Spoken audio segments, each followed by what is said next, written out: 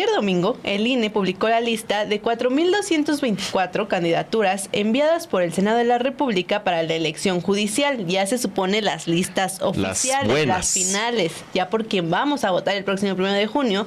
Pese a errores en los registros. La decisión de publicar estas listas, de acuerdo con el INE, busca garantizar transparencia y permitir que aspirantes impugnen o corrijan sus datos dentro de los plazos legales.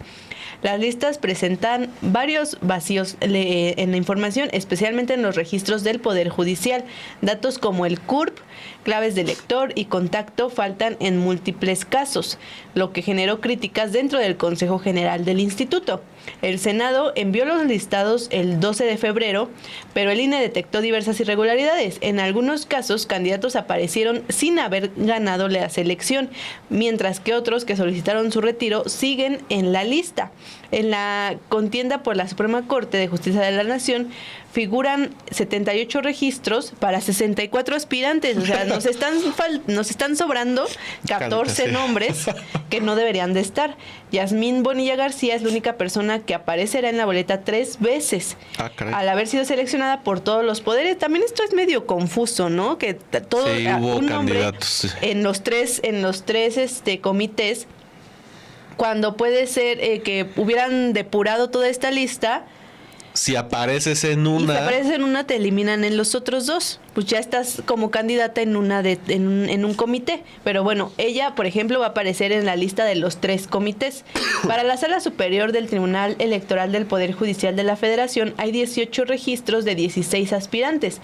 Claudia Valle Aguislocho, actual magistrada presidenta de la Sala Regional de Monterrey, también aparecerá 3 veces. El viernes, la secretaria ejecutiva del INE, Claudia Arleda Espino, solicitó al Senado corregir las fallas en un plazo de 48 horas. Sin embargo, el sábado, algunas consejerías rechazaron aprobar las listas debido a esta falta de correcciones. A pesar de las objeciones, el INE optó por publicar los listados en su portal, dejando las irregularidades expuestas. El senador Gerardo Fernández Noroña, que es el presidente de la mesa directiva de la Cámara Alta, afirmó que el Legislativo y el Ejecutivo realizaron ajustes, pero no lograron subsanar los 955 registros con errores. Efectivamente, Nancy. Además, esta mañana, durante su conferencia, la presidenta Claudia Sheinbaum destacó que corresponde solo al INE, al Instituto Nacional Electoral, resolver estas inconsistencias y errores que se presenten en las listas. De forma textual dijo: tiene que resolverlo el INE. Ya se entregaron las listas, nosotros entregamos la lista el viernes, se refiere a la del Comité del Poder Ejecutivo. El jueves fue así como entregaron la lista completa y el INE tiene que resolver si es que falta algún dato.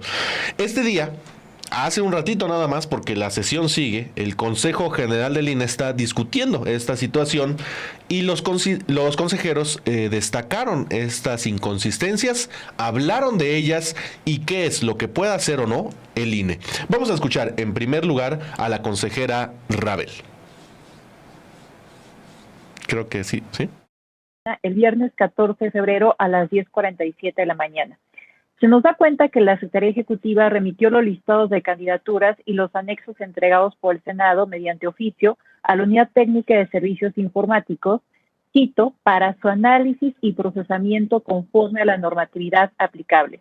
Y aquí tendría una observación. Me parece muy importante que se explique en qué consistió ese análisis y procesamiento y que en vez de que se diga de manera genérica conforme a la normatividad aplicable, se especifique claramente con fundamento en qué se hizo este análisis y procesamiento. Creo que eso es aplicable siguiendo los principios de transparencia y de legalidad.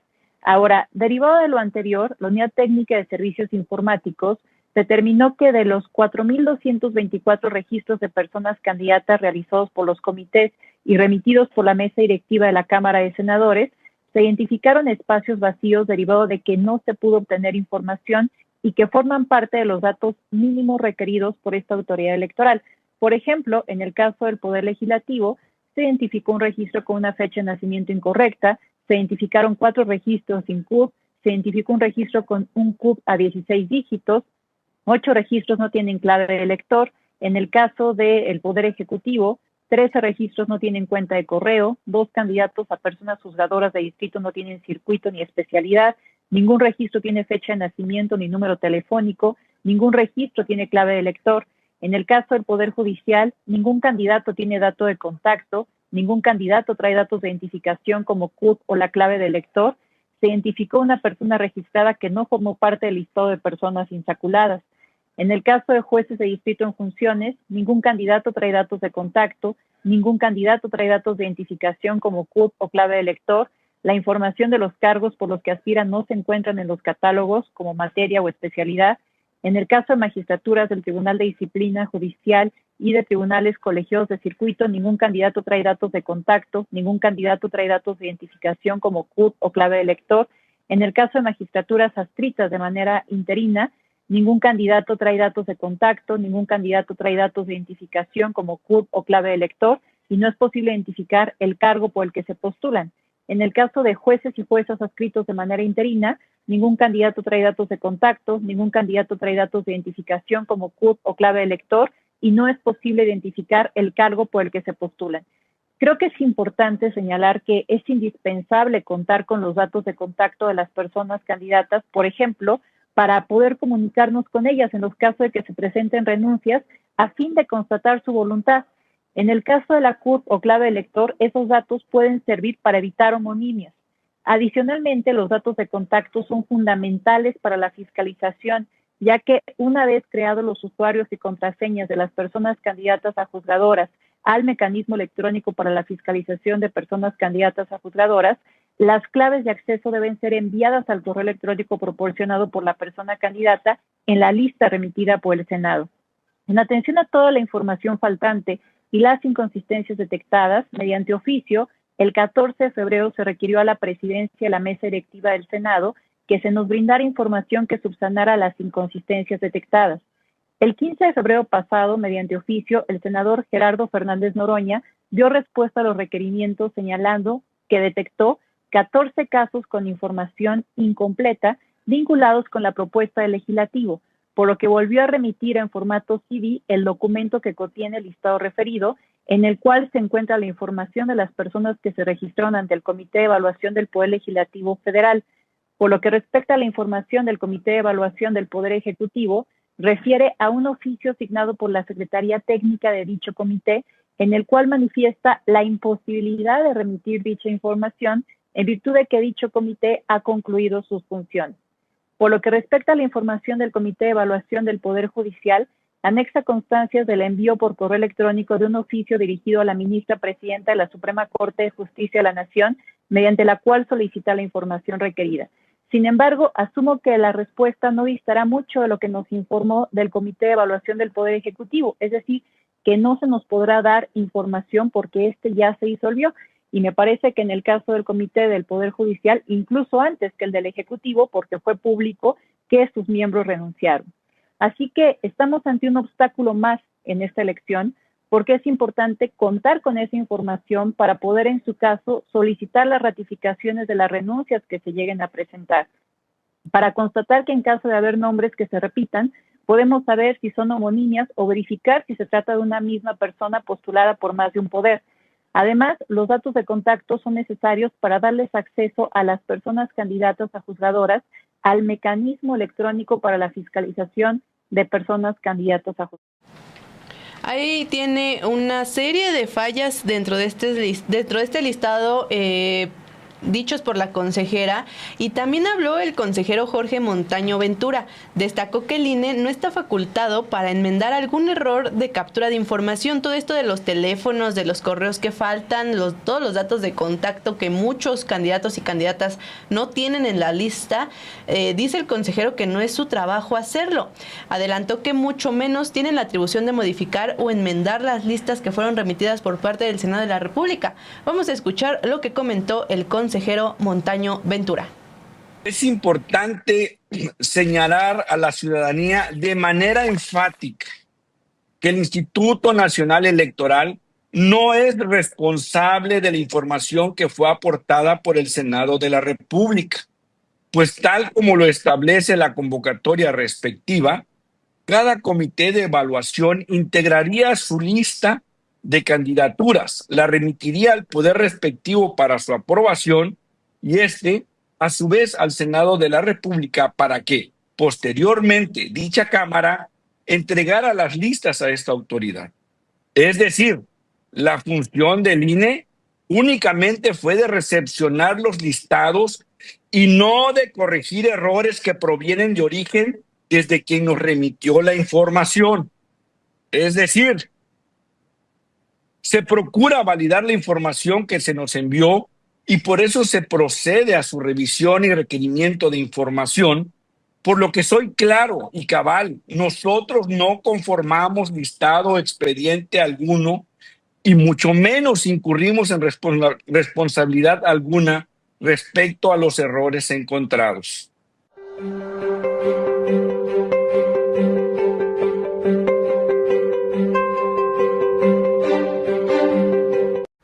Ahí está el mensaje del consejero Montaño. Está interesante la discusión. Dice el Consejo General que ellos en realidad no pueden tocar o cambiar o quitar o poner. Es lo que dice, por ejemplo, la consejera Zavala. Dice que el INE no cambia, quita o pone a nadie. Cualquier cambio en las candidaturas, dice, deberá ser aclarado por las instancias responsables y que el listado, el segundo listado que envió el Senado, debe corresponder con la información que ya se tenía el 15 de febrero pasado. Vamos a escuchar esta parte ahora de la consejera Zavala y veremos también qué responde el Senado a esto que está diciendo el INE, porque en realidad pues el INE sí podría corregir, quitar, poner, porque efectivamente son la última ya instancia para mandar a las boletas a los candidatos y candidatas. Vamos a escuchar entonces a la consejera Claudia Zavala. El INE no está cambiando nada, ni está quitando, ni está poniendo a nadie. Quien nos está mandando las cosas, ya después serán las cuestiones, las candidaturas los que puedan impugnar o no, si estaban y no están, etcétera. Pero a partir de esa información nos dan otro número de candidaturas, de dónde salen, por qué se excluyeron, por qué se incluyeron, no lo sabemos. Nosotros solo vamos a describir. Y entonces el segundo listado tiene que corresponder a la información enviada por el Senado el día, en cumplimiento a nuestro requerimiento, el día 15 de febrero a las 20:06 horas.